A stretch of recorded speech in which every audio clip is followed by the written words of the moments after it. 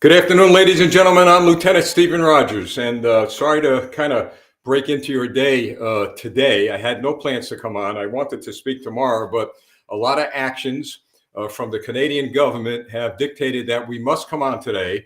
And I am telling you, ladies and gentlemen, that we are now going to send a very clear message to the American people and their elected representatives. To begin with, I want you to know that the American people, I believe the overwhelming majority of the American people support you, but are now concerned about their own national security as a result of Prime Minister Trudeau's actions. So as of now, it appears that Trudeau has truly advanced a communist agenda. Look, I don't like to throw that word around, but facts are facts. How anyone in that wonderful nation of Canada could back this tyrant is beyond the scope of my imagination. And so today, I believe that we have to address what he's done last night. And then what I believe is probably one of the worst acts of any free nation, to deny bail of an individual who committed no acts of violence, no criminal acts, who was arrested at a protest where he was protesting to support and to defend freedom and liberty. Look, let's just say he was on private property. Let's just say, he violated some small law. All right, you arrest him, you fine him, and you put him out on bail. That's due process. But instead, under communism, folks, and I'm talking to the American people now, under communism, they keep you in prison. Now, is Trudeau going to set up camps and gulags, for goodness sakes? So as you begin to see the process unfold, the process of freedom and liberty unfold in Canada, you better start looking at this flag right here, because somebody in this country might get some crazy idea that if it succeeds there, it may succeed here. Now, you all know in America, they've come after our freedom of speech. They've come after our freedom of religion. They've come after our Second Amendment. They've come after every imaginable right that we have in our Constitution. And when those American politicians and American citizens who say, well, it's not going to get that bad, you better start pointing your eyes north and look at Canada, because there were people in this country, around the world, and in Canada who said it's not going to get that bad. Well, it is that bad. So let's begin with this. It is time for the American people to act. And we can act. We can act with power. We can act with might within the framework of the law. And I'll always emphasize that. And here's what we can do. There is an election year in 2022, right, folks? This is an election year in the United States for Congress. And the Democrats, the liberals, every politician running is on edge. They're looking to seek favor with any imaginable person they can to keep their seats or to get these seats. So here's what I'm going to ask you to do, and do it immediately. Either send a letter, an email, or call your congressional representative and tell them that they need to introduce a resolution that condemns Prime Minister Trudeau's communist actions in Canada. He needs to see a clear, sharp condemnation from a free country just south of him. And it's time we really get up, stand up, and speak out and do what must be done now to protect our border. Think about this. All the concentration has been on the southern border. Joe Biden has ignored it, and God knows what's coming across that border. We don't know what the clear and present danger is south of us. You all know that. We don't know if terrorists are coming across that southern border. We don't know who's coming across the border. But we do know that on our northern border, there is a dictator now in office that is violating every single human right that an individual citizen in his country has. Every single human right, freedom of speech, freedom of assembly. My goodness. I mean, to see this happen in a free country is one thing. To see it happen in a free country that's our neighbor, that is simply another thing. And that, folks, places our national security at risk. So as you talk to your congressional office staffer, who will pass your message on to the congressman, I hope. And by the way, folks, go to their public meetings, go to these campaign meetings and put it right to them, because I'm going to do it. I want to know your position as a congressional candidate, as a congressional representative, as a senator, on Prime Minister Trudeau's actions against free people. And don't buy the excuse, well, it's their business, not ours. Well, now it's our business because Trudeau, in my view, and tell this to your congressional representative, has now become a national security risk to the United States. He has, folks. Any elected official, any appointed official, any official sitting in the seat of a government where the people are free and takes the actions that he took is a clear and present danger to freedom and liberty in any country on this earth, but especially in my view, because I live here, my country is it's a country that believes and supports liberty. In my view, this man has become a national security risk to the United States. So that's number one. Let's get that resolution in Congress to condemn Prime Minister Trudeau. And I'll update you folks on whether I hear or see any of these representatives who may have the courage to do this. Secondly, Prime Minister Trudeau should be prohibited from coming into the United States until he explains, and I'd love to hear the explanation, why due process for the individual trucker, I believe he was ahead of the truckers' protest, why he was jailed and not given bail. The judge, I mean, what kind of judge is this? I'd like the judge to explain why and how you define this trucker as a danger to public safety. My goodness, he didn't hit cops. He didn't burn buildings down. I don't believe he did anything out of line other than protest. And if, in fact, he violated a ridiculous law that actually has probably been created to do what your guys are doing out there in the government of Trudeau, how do you define him as a danger? Now, Judge, I don't know who you are, but I'm going to explain something to you. You'd never get away with that in the United States of America. In fact, a ruling like that, it would immediately go into court, and a judge with brains, a judge that understands law, a judge that understands human decency would put this guy out on bail. Absolutely disgraceful. That is not justice. Folks, that is not justice. That is tyranny. That is tyrannical dictatorship. That is coming from Trudeau. So, Judge, like I said, you could be the nicest guy in the world, but I've got to tell you, what you did is a crime, is an absolute crime in itself. And believe me, I just hope, Judge, you think about this and think about where you're leading your country. You made a decision, at least in my view. And by the way, Judge, we can speak out in America without worrying about guys like you and Trudeau coming to knock on our door and say, you know, even your thinking is something that we may have to look at. You see, in America, we're still free, and we aim to stay free. And believe me, we are going to stay free. So Judge Trudeau, we have to call these people out, folks. We have to stand tough and strong in America, and we have to ask our congressional representatives. I am in a letter, and hopefully I'll be able to get that letter together by tomorrow and read it to you. Ask that Trudeau not be allowed to take one step in this country, the land of the free and the home of the brave, until he explains why this man did not have due process. You know, congressional representatives, I know some of you are watching, all right? You know, you all are making a lot of noise about Ukraine. You're making a lot of noise about the southern border. You're making a lot of noise about China. You're making a lot of noise about these communist countries that do not give due process to their citizens, rightfully so. Well, we've got a country north of us, not far, borders us, where due process was not allowed to be given to this trucker. So we need to make sure that at least we make some noise about that. I mean, substantial noise, and take some decisive action against that government just north of us. Because if we don't, it just may happen here. Well, Lieutenant, they say, how could you say that it could happen here?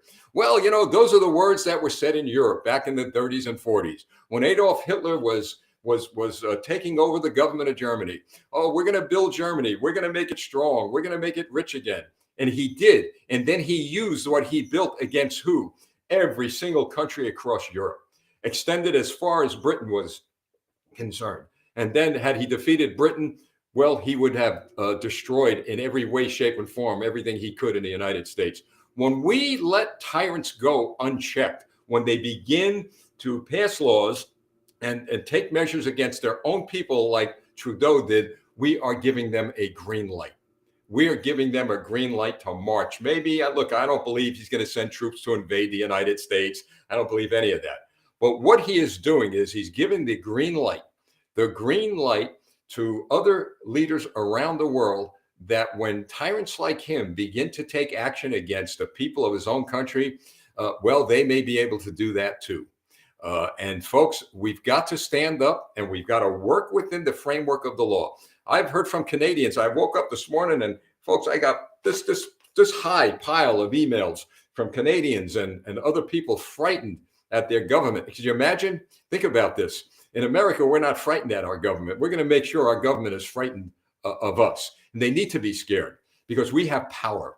We just got to use it, folks. And I always say, use that power within the framework of the law because they can do nothing to you when you work within the framework of the law.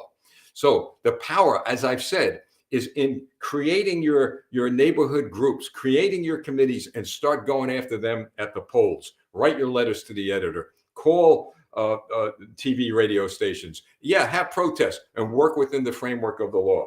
But more so, we on the outside.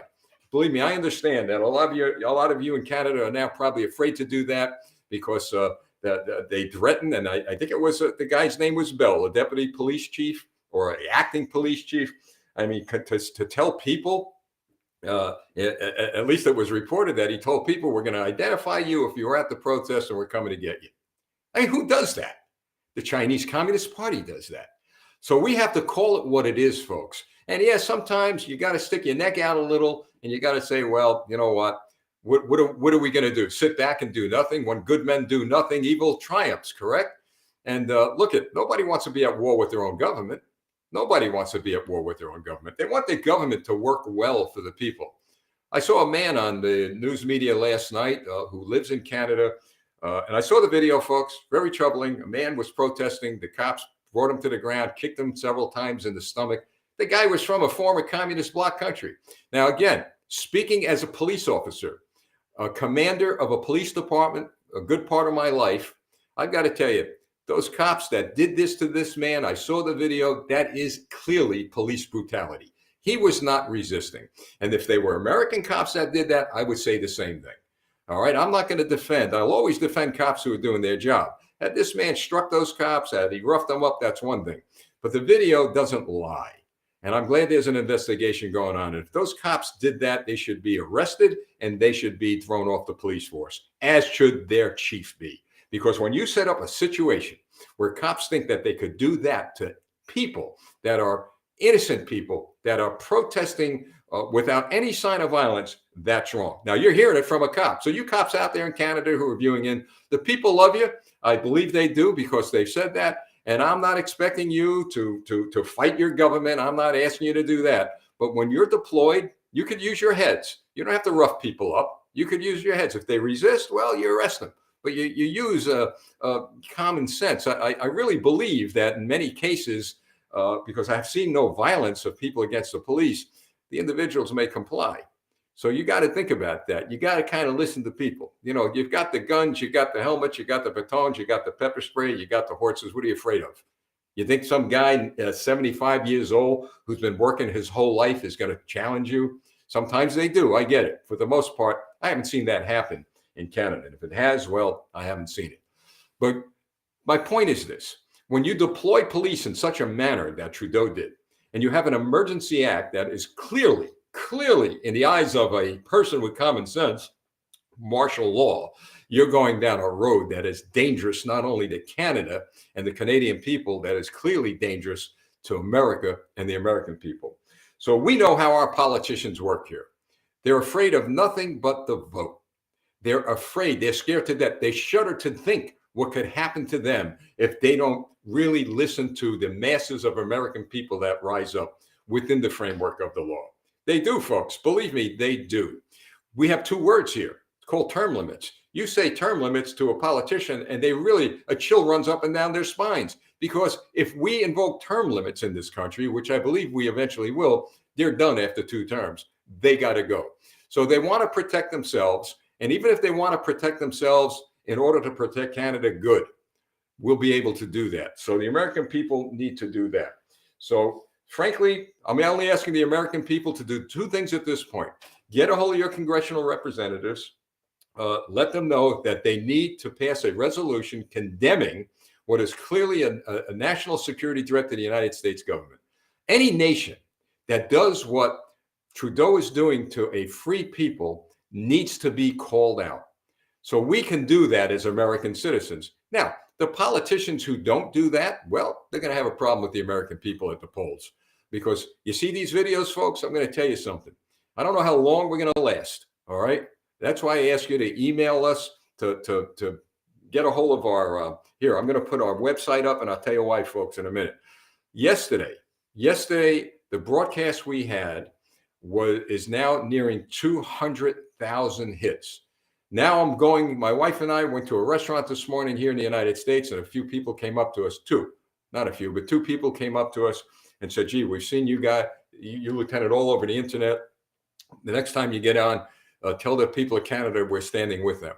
Now, I didn't know how far and wide these broadcasts are going, but because of your sharing, they're going. So if we get cut off, if we get cut down, if they somehow stop the feed going to you personally, please, you see, campaign, 4america.com. Go to our website, our contact page, your email. That's all we need. We're going to stack those emails up. They're going nowhere, because what we will do is we will send you videos directly into your email box if they decide to disrupt the internet or decide to stop the live feeds. They're not going to stop us, folks. You know, there was something called Radio Free Europe when the Germans and the communists back then in the Soviet Union in the Cold War stopped news feeds into these communist countries. Could you imagine if Canada does that, folks? I mean, what more proof do you need? What more do you need if you're a congressman in this country? If you're an elected official, what more do you need if the Canadian government goes so far as to cut all broadcasting that we are putting out to their country? I know the Chinese Communist Party is doing that, but let's watch, let's wait, let's see how far they go. So that's it. American citizens, my friends, my neighbors, my fellow countrymen, we've got to let freedom ring. And by doing this, by standing up for the freedom and liberty of the Canadian people, we're doing it for us. Because sooner or later, folks, I want you to think about this. Sooner or later, it's going to come to our shores. It's going to come to our border. This is not overreacting. This is reacting in kind to a dictator, to a tyrant who believes he can get away with anything. Well, we got to give the Canadian people enough time for themselves to take action when their elections come up. Because I believe you work within the framework of the law. I do, folks, because I've seen it happen here. You'll be able to throw these people right out of office. You'll be able to throw them right out of office. So that's what we need as far as the American people are concerned. And we also need for you folks to send out these videos, share them. You are a lot. I mean, thousands upon tens of thousands of people are receiving them. Now, I'm going to ask the Canadian people to do me a favor. I've been thinking about this. If it can happen, I hope it does. Any news media outlet in Canada, maybe some of you could call them, let them know what we're doing here. I want to get on their broadcast. I want to, folks. I don't have to go to Canada. I mean, I go to Canada, it'll probably lock me up and charge me with some sort of ridiculous crime. But I can do it. I can do it through this medium. I've had some U.S. news outlets have called me. We're now going to take our mission here. You know, Campaign for America, right, folks? Campaign for America started when we started seeing our politicians go down this road. And thank God, not only our organization, but others across America have kind of put a stop to it. Well, maybe we're going to start a Campaign for Canada. All right. But Campaign for Canada is going to be different than Campaign for America, because Campaign for Canada will be a worldwide effort of people free all over the world. So that's the road we're going to go down. Folks, I've always said the government should not be established so that it causes the people to fear them, but the people should establish their liberties and freedoms to a point where the government fears them. And as I said, and I cannot overemphasize the fact, we must do it within the framework of the law. They're just waiting for people to break the law. And then what happens? They apply their draconian, tyrannical, communist laws and edicts and executive orders against the people. So that's what we're going to do, folks. And so for those of you who are Canadian, I'll tell you, when I got the news, breaking news last night that your parliament supported Trudeau's actions, it was It was mind-boggling. It really was. But we do have some senators we've been in touch with. I think Senator Rand Paul here in the United States spoke out clearly against what Trudeau did, but we need more. We need more. We need some politicians with guts. Well, we'll see in America who has the guts, won't we? And those who don't have the guts and courage, well, they're going to hear about us. They're going to hear from us. When I say us, the millions of Americans who are going to work very hard to throw them out of office here in America. So, folks, I want to thank you so much. Stay the course, okay? I know it's hard. I know it's difficult. And I know I've heard from so many people from so many generations in past that went through this in former communist countries and fled to Canada. They fled the United States. You know what? There's a scripture in the Bible. And I always mention the Bible because I believe in the power of prayer. You know that by now. I believe in the power of God. There's a scripture that says, "Fear not, for I am with thee. For I am the Lord thy God. Fear not, for I am with thee." So we'll continue to pray that God gives us grace and mercy. And remember what I said yesterday. Tyrants come and go. We can go through that list again. They come and they go. And when they go away until the next tyrant comes up. And then that tyrant comes and go. But every time a tyrant came and went, who was left standing? You and me.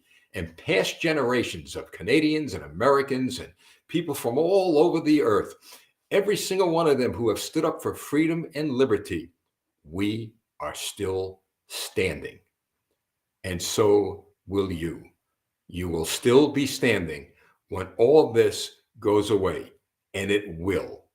And we, the people of the United States of America, will stand shoulder to shoulder with our Canadian friends and neighbors and brothers and sisters to the finish line.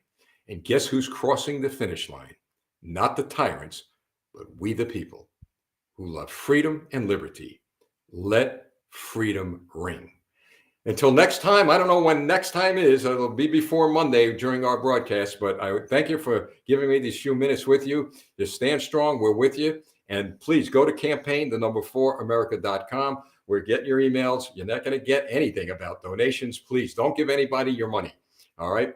Give them your spirit, your love, hug them if you want. You keep your money. You feed your family. We'll worry about that on this end. That's it, folks. Thank you. God bless you. God bless America. God bless Canada. It's tough, right? Yeah, it's tough. But there's a saying, when the going gets tough, the tough get going. Okay. And as long as we stand united, work within the framework of the law, look up upon those hills that I talked about, whence our help comes from, we're going to be fine. Thank you, folks. Until next time, I'm Lieutenant Stephen Rogers.